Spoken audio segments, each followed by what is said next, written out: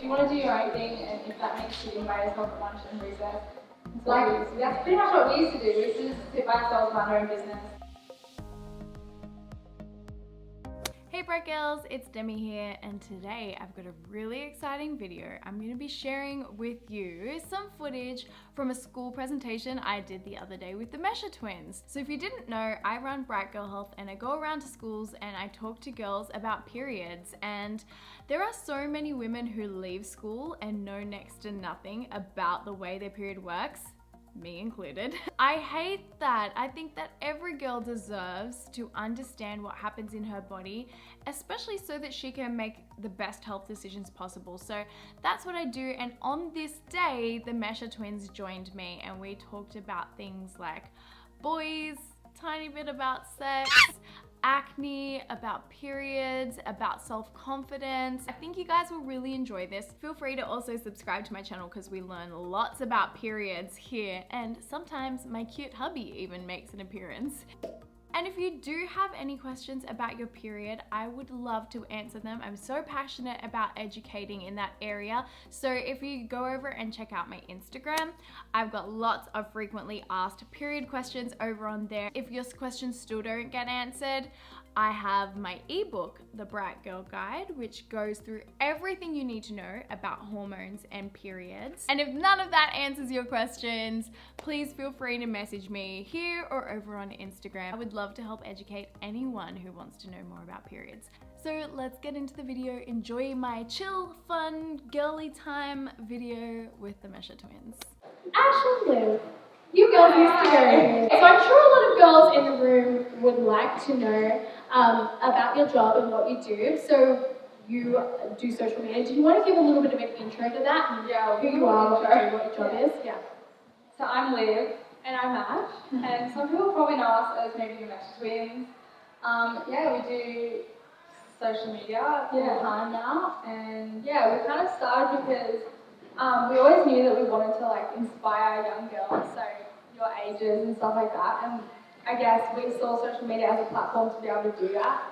So yeah, we kind of jumped on it, and as we got into it last year, it kind of became our full-time job, so that's what we're doing now. So you started last year, or? Yeah, we started near the end of 2017. So when you we were still in kind of school? doing it on and off like a little bit while we were still in school, but yeah, last year we really like knuckled down. Yeah. So we wanted to inspire young girls, and that's kind of where we saw the opportunity. So, yeah, awesome. I want to know one challenge about your job with what you do, and then one thing that you love most. A challenge would definitely be that you've constantly got a lot of people's opinions, and somebody always has something to say. Yeah, like criticism, but yeah, I guess like you kind of learn to have thick skin. So yeah. What's something that you love most about your job? Being able to connect with like so many people from around the world, and also meeting them like in person. Yeah, so putting like faces to like the numbers, I guess. Like numbers on the screen, you actually get to.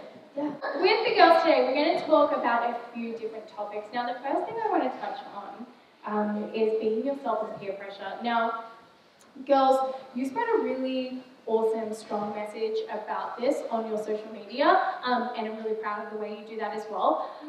I want to ask, you're welcome. I want to ask, did you always feel that strongly, or was it always easy to be yourself, or was it harder in school to not give in to peer pressure and stay true to who you are? Yeah, it was definitely hard in school because there's definitely social like constructs of having to kind of feel like you belong, which is kind of a good thing because you want to feel like you belong and stuff. So it's definitely hard to sometimes be completely who you are. But yeah, I think we kind of always stuck by that, and yeah, I would say like probably from like year 7 to year 9, year 10, we definitely, I guess, I wouldn't say we struggled too much, but like I guess we didn't really like feel comfortable in ourselves enough to really like, I guess, be who we are. But I think the older we got, we just really stuck who we are. Yeah. So the older you got, as in like year 10, 11, 12? Yeah, maybe like year 11 and 12. Yeah, and what did that kind of look like for you guys, saying no to peer pressure and deciding to, yeah, I'm just going to stick to what I want to do in my goals. Yeah, just being confident in who you are and who you want to be and what you stand for, and surrounding yourself with like people who also, I guess, support you. Yeah. Yeah. So you had some friends that supported you, and I guess support each other as well. Yeah, we had each other in that sense as well. Yeah. Which was really good. Yeah, awesome. Did you find it easier once you left school to then be like, this is who I am, I'm no longer feeling that pressure and I can be true to myself? Yeah, it was definitely a lot easier because you didn't have to necessarily face the people that you thought were going to accept you like 5 days a week or something. Yeah. So it's definitely easier. But yeah, so I'm sure there's a lot of girls in that situation right now who Yeah. are at school, and there are people who, like you just said, 5 days a week are there. What would you say to someone who is in that situation now, who is saying, you know, I want to do this, or I don't want to do this, but people are making me feel like I have to, or people are making me feel like I can't do that, or I can't be myself? What would you say to those people? I think definitely like try and you don't have to have like an argument or a disagreement to like separate yourself from people. Yeah, I think that's what a lot of people think. Hey, Yeah. like, if you want to say no, it has to be like, I'm not doing that, and this big showdown and this big fight. Yeah. I think that's what a lot of people think. Yeah, like I think if you want to do your own thing and if that means sitting by yourself at lunch and recess, that's pretty much what we used to do. We used to just sit by ourselves, mind our own business. I think a lot of people can think that it's like really weak to sit alone at lunch. It can be seen as like you don't have any friends, but if that's a decision you're making because that's what's best for you in order to be who you want to be, and you don't feel like there are other people around you supporting who you want to be, it's actually one of the strongest, bravest things to do. But we always used to be civil with everyone. Like we always face everyone, which you can be, even though you still want to do what you want to do. And I 100% agree. And again, it's not like you ostracized yourselves, you were still civil and you know, talk to people when it was appropriate, but you didn't necessarily need to become them or do everything that they were doing in order to have peace and have friends. And also, if I could give another little example, like obviously when you're in like year 11 and 12, you get parties and stuff like that. So we used to go to parties and stuff, but we weren't really interested in drinking and anything of that sort, and we still aren't. And it can really be hard to like turn around, I guess, to your peers and be like, well, no, I don't want to do that. But you can still go to those events and have fun without like alcohol and all that stuff. So we used to go, but we never used to like drink. How did people try and convince you, like, oh, why are you being like that? Like, just do it. What was the thing that allowed you to just be really strong in your conviction and just be like, no, it's just like confidence and pretty much just turn around and say you don't like it or you don't want to do it, and people kind of just brush off on it. Did you feel like you needed to justify that? Like, oh, this is why I don't want to do it? Or did you feel like people just respected you when you were like, no, not for me? A little bit, maybe at first. Then once people start to know kind of like who you were and what you wanted, like what you stood for and stuff like that, then they kind of didn't really question us. That's good. I think a lot of the times we can think, oh, people are gonna ask questions, and I'm gonna have to justify this, I'm gonna have to give my whole reasoning behind it. Sometimes, not all the time, but sometimes if you just say, no, that's good, and you don't, because nothing has to be a big deal if you don't make it a big deal. If you're just like, that's not for me, but like, you have fun. Or maybe not if it's a legal activity. If you often find like a really bad vibe, you can often feel a really bad vibe when you hang around with those people. That's the kind, that's the kind of what you do with bad vibes. And then you don't want to be that person either. It's really good to surround yourself by good people and and friends. Also, like with the job we do, it can be quite isolating as well. So one thing we have found is finding like really good friends, I guess, really like true friends, because I don't know, the industry could be pretty I guess like competitive or like always wanting to one up the other. There's that saying that like the 5 closest, have you guys heard this? The 5 people that you hang around most, or the 5 closest people to you, is what you end up kind of being most like. Have you guys heard that? I've heard something similar to that. It's kind of like your vibe attracts a tribe too. Your vibe attracts a tribe. Like if you're hanging around someone who is just not what you want to be like, slowly you start to adopt some of those qualities, and then maybe qualities that aren't you and that you don't want to adopt. So trying to find people who are like-minded, who have the same goals and visions as you, can help you to be who you want to be in the long run. So bullying on social media. Okay, so being on social media, like you mentioned before, you get a ton of comments every single day from people thinking that like they have the right to comment on you, comment on what you say, what you do, the way you look, how you present yourself, whatever it is, where it really isn't that place. So I'm sure you get a lot of encouragement, but I'm sure you also get a lot of negative feedback. We have some of the hate comments up. Should we show them now? Yeah. Okay, cool. So Ash and Liv sent me some of the hate comments. You guys are boring. No offense. When someone has to say no offense. I know, so many people say no offense. No offense, but you suck.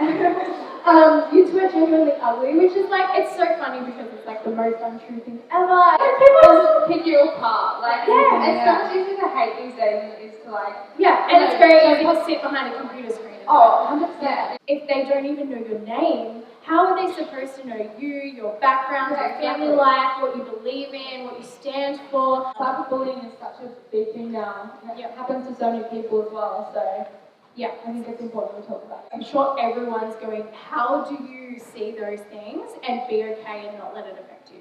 Well, like we were saying before, a lot of it, I guess, like, also being our job as well. As you are in it for long, like the longer you're in it, the more like thick skin you can kind of get. And like we were saying before, they don't know who we are. Like they obviously don't even know our names. Yeah. So honestly, we just laugh at it, and you kind of just like let it not affect you. Yeah.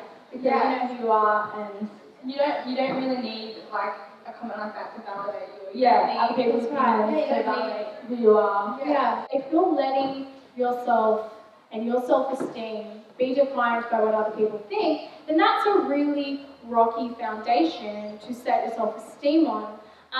So how do you guys, I guess, find, in terms of invest in your self-esteem, how do you have confidence? Like you're saying, okay, this is confidence. You need to have confidence in who you are. How do you go about doing that? Yeah, it's so hard to like tell people just be confident. Be confident, because it's something that everyone needs to work on individually. Yeah, but just doing things that make you feel good and that you love, definitely helps make you more confident. It might sound like.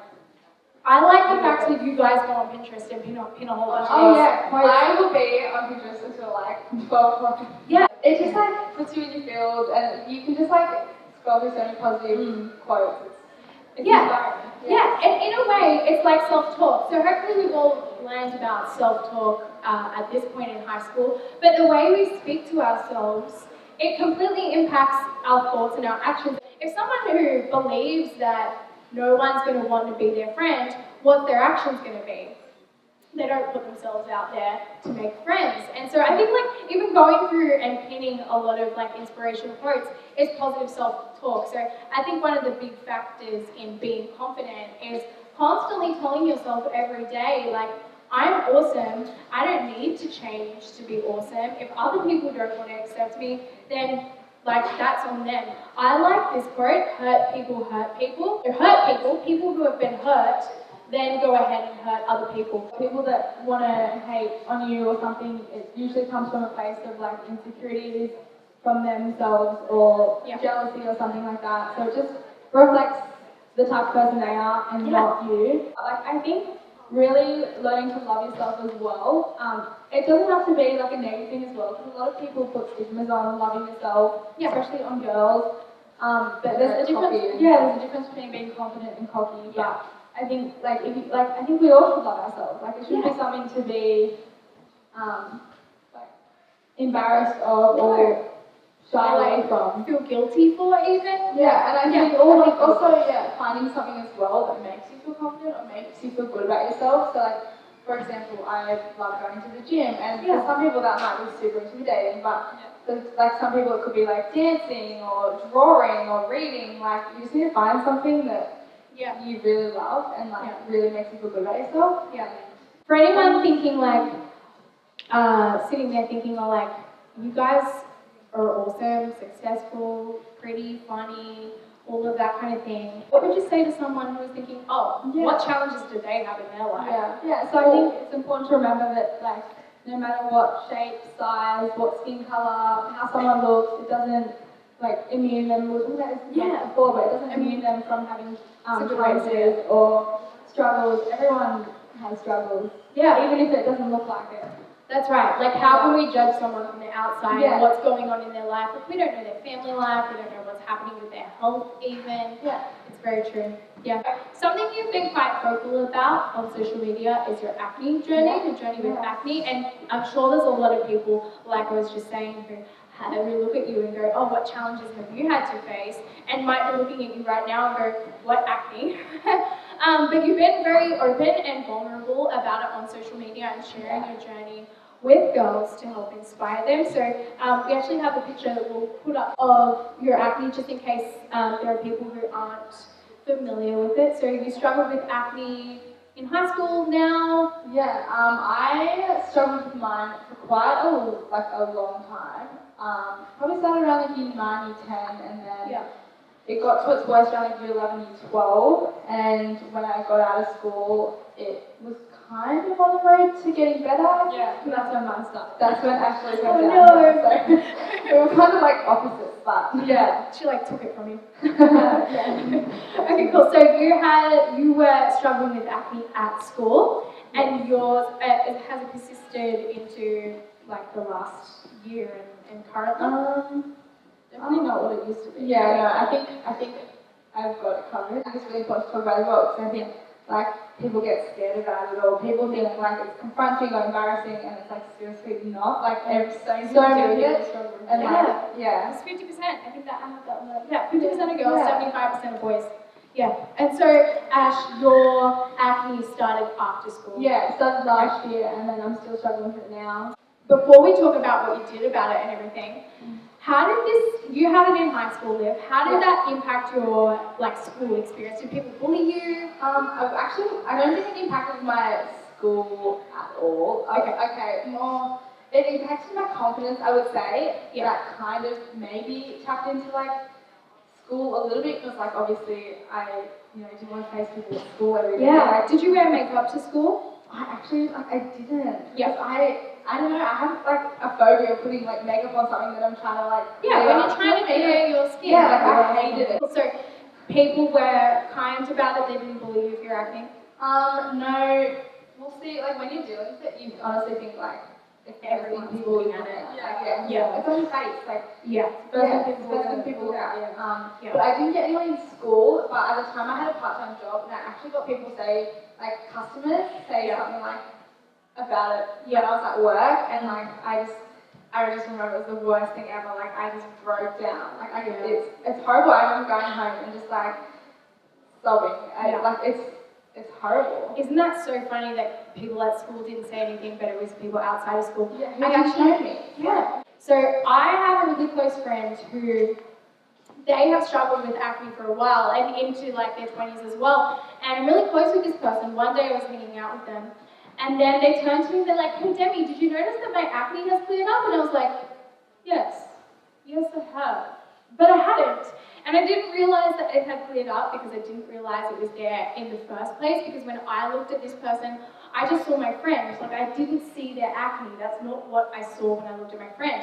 But for them, for you guys, when it's happening to you, I guess you look in the mirror and you see your acne, and that's where you see it. And people often point it out when they don't need to either. Like for example, like people who are dealing with it. Yeah. Oh, people who are dealing with it themselves. Go and start talking about it to like their friends. Right, they're like, I have all these new pimples today. Their friends probably don't even notice. That's right. Yeah, and a lot of the times we're worst critics as well. We're our worst critics. Yeah, and the other thing is like the person who you're talking to, who you're thinking, oh my gosh, they're looking at my skin. They're probably talking to you thinking, oh my gosh, she's looking at my hair. It looks so bad today. Like everyone has their own insecurities, and they're probably far more concerned with their insecurities than they are with what's going on with you. So why don't we talk a little bit about things that Liv, you did to clear up your acne, and Ash, what you're doing now to kind of get on top of it and seek help? Yeah, so when I was doing it in high school, my only really route was like the doctor, because that's, I don't know, I was still kind of relying on like my mum. Yeah, You know, and that's what you do. support. Your first port of call is like The doctor. GP, the doctor. Yeah, And, of course. yeah, it's not a bad thing, but I went on like antibiotics, like this and that, and also the pill a few times, which I didn't want to do, but it was kind of like my only option. Yeah. And I got what's the word, prescribed? Yeah. Roaccutane, which some people might know of. Yeah. It's like a massive. Yeah, no, it is commonly prescribed. Yeah. Drug, yeah. And I refused to take that. Okay, cool. Yeah. And at the time, they were kind of like a quick fix. Like it's kind of like a band-aid. It doesn't actually fix the root cause. Antibiotics is commonly prescribed by a doctor to teenagers when they're dealing with acne. Antibiotics is often the doctor's first go-to thing to do. And in a lot of cases, it doesn't actually clear up the acne. For some people, it may help. Any drug though, and this is what we need to be mindful of, whether it's antibiotics or the pill or Roaccutane, any drug has side effects. I believe, even if we're teenagers, okay, and we've got parents that we go to the doctors with, I believe that as teenagers, even though we're young, we should still be informed and ask questions about what is the side effect of any drug that we choose to incorporate into our everyday life. And then also being informed with the information that the fact that it doesn't work for everyone, or if it does work, sometimes it can be a band-aid fix, and it can actually cause more problems. So then you went on the pill to try and clear up your acne? Yeah, so I was on that for like, on and off for like maybe 2 years. And when I got out of school, I really wanted to go off it because the pill is so bad for you. It's commonly prescribed to girls not just for acne, but to help with their period pain, to help with heavy bleeding in particular, or to help with irregular periods, okay? So I just want to quickly talk about it because Liv's experience was that it actually didn't help her acne, and this is good for us to be aware of. It might be the right choice for someone, it might help someone, but it is important that we're aware, especially because it's prescribed to so many teens. So the thing is that on the pill, we get a synthetic dose of hormones that's actually very different to our natural rhythms of hormones. So this is what a hormone cycle, so this is just estrogen and progesterone, this is what our hormone looks like throughout the month on a natural cycle, and this is what hormones delivered by the pill looks like. So it actually takes away your period. Even though you have a bleed, it's actually not a true period bleed. It's a fake bleed. So because we get this pretty consistent up and down of hormones, that's why it can, for some people, help with their period symptoms. But you come off it, and it's just like a band-aid, right? If you come off it, and some of those period symptoms often come back, and sometimes they come back worse. So it is really important for us to realize that it's not a fix to the root cause, it's a bit of a cover-up for the time. That there are a bunch of side effects. I don't need to tell you them right now, but if you're ever in a situation where you're being prescribed any drug, please ask what the side effects are and be informed. So I was on that, and then when I got out of school, I kind of just started, I guess, like doing it all for myself. So I went out and sourced like a naturopath to try and get like natural remedies and stuff like that. Yeah. And also, get off the pill, obviously. So you found the pill helped your acne at the time or not? Well, no. Okay, I kind of, but like not really. Like I still doing it. And then when you came off, did it get any better or did it get worse? When I came off it, I was seeing the naturopath, so I was taking a whole bunch of other like natural hormone things. And we're taking herbs to support like natural stuff, and I was also doing a whole bunch of stuff myself as well. Like I guess the first place to start would be like your diet and making sure that's clean, more water, just all the basic stuff. The basics, and like your skincare and all that stuff, and then like if it's really not working, then it's obviously something internal that you really can't control. I love that, and I like that you said that, something internal, because our skin is our largest organ. Yeah, so what's going on the inside is pretty much coming out on the outside. Yeah, very true. Skin's our largest organ. Our body detoxifies toxins or harmful chemicals through our skin, and acne also has a lot to do with the liver as well, because our liver also has the job of detoxifying things from our body. If our liver's overworked, then it can all come out through our skin as well. So it's important to realize that, changing your pillowcase every night, I know that's something that you girls did, changing up your face products, doing things on the outside isn't always going to fix it if it's something that's happening on the inside, which is why everyone needs to be able to find a practitioner, a health professional that they can work with to get to the root cause. Yeah. Yeah. So I was originally put on antibiotics as well. Yeah. Which I think actually, like, because antibiotics basically kills all the good and bad bacteria in your gut and stuff. Yeah. So it gets like destroyed my insides. Yeah. So then I had to go to like a naturopath to get all that fixed again, and I'm still dealing with it now, and I'm seeing like new doctors. What about stress and acne? Oh my god, yeah. Yeah. I honestly think that's also why I was doing it so much in high school. Yeah, year 11, year 12. I am like naturally a stressed person, like tears. Yeah. Oh, same. Such a stressed person. Yeah. And yeah, so my cortisol just goes through the roof. Yeah, so that's why I can't have coffee either. Yeah. I have decaf. Because coffee is a stimulant and it can I will be up all night. Yeah, so if you guys remember, cortisol is one of our stress hormones. It can also impact our testosterone levels, increase our oil production, equal more acne. You guys project a lot of self-confidence, and that's what you've talked about today. Was it always that way in terms of being confident in your body image? Definitely not. Yeah. I think, especially around like year 7 to maybe like year 9, year 10. Yeah. I was always so self-conscious, like, and also around like year 7 to 8 or year 6 to 8, I dealt with a lot of anxiety, like from like transitioning from like primary school to high school, and so that affected my confidence as well. And I would say like it ended up probably nearly making me go into an eating disorder. That's how bad it was. Yeah. And I don't talk about it ever, but yeah, we definitely weren't always confident. Yeah, no, thank you for being vulnerable. I mean, and it's something that impacts a lot of people. Were you talking to people in terms of like helping you to be more confident? Like, how did you overcome that? Overcome the lack of confidence, overcome those thoughts that were hurting you and making you go down a certain path? Well, the anxiety side, I ended up seeing like a psychologist. Yeah. Because like it was getting pretty bad. Now, can I ask, were you embarrassed to go and take that step, or hesitant or nervous?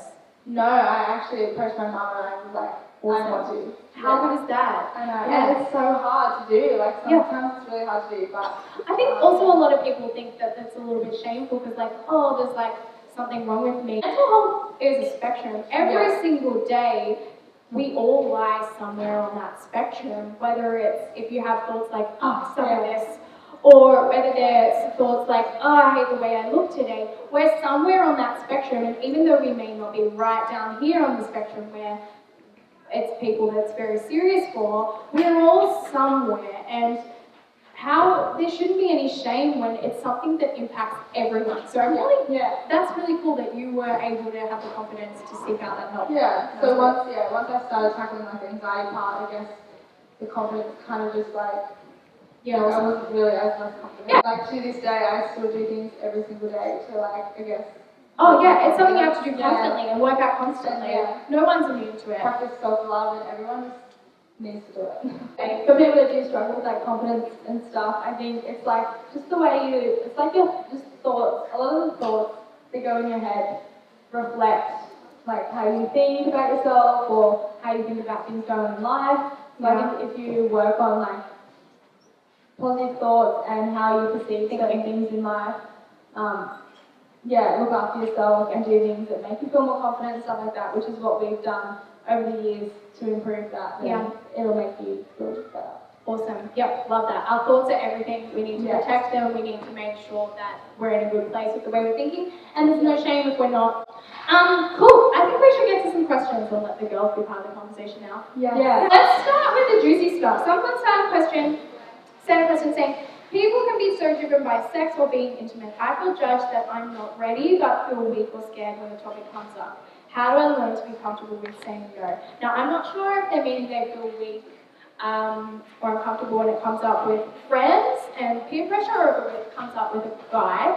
But I'd really like to answer that question because I think it's a really important one.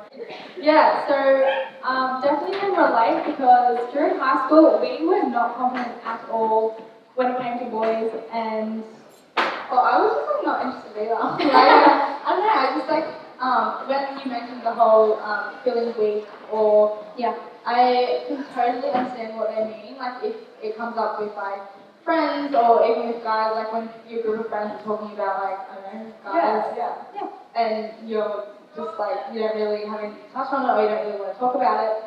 I can totally understand how they might feel weak, but it's I don't know. It's like each their own, and I don't know. It comes down to like when you're ready. 100%. Yeah. You don't want to do something that 10 years later, or even 5 years, or even a month later, you're going to look back and go, I wish I didn't do that, or I regret that. Like, fun is only fun if it's still fun the next day. That's not the guy you want to be with. If he won't respect you or no, in the long run, you're going to look back and go, he didn't respect me enough to respect my no. Like, why is he someone that I wanted to be with? I also think like this day and age, there's like social stigmas of like having to, do things by a certain age or like in high school. and I just think it's so not true. The statistics are actually that it's less than 40% of people who have actually done it before the end of high school. Like we sometimes think it's more than that. How to get motivated to exercise. Finding motivation is so hard. I think just getting up and going to the gym. It sounds scary, but like going to the gym, it releases good endorphins. So after working out and stuff, it does make you feel better. Yeah, but it doesn't have to be a gym either. Like find something that makes you feel good. So if that's like just going for a walk, going for a run, going like dancing. Alright Bright Girls, that's the end of the video. I hope you feel inspired, and remember, if you have any questions at all about periods or about anything we talked about today, feel free to leave me a comment or go over on Instagram and send me a message. And remember, the Bright Girl Guide is also there for you to get your hands on. It's quite cheap and there's so much in there about your health and your hormones. The information in here absolutely changed my life, and I know it will be so helpful for you as well. Feel free to also subscribe to my channel because we learn lots about periods here. I'd love to have you as part of the Bright Girl family. Okay, this video's done. Mwah.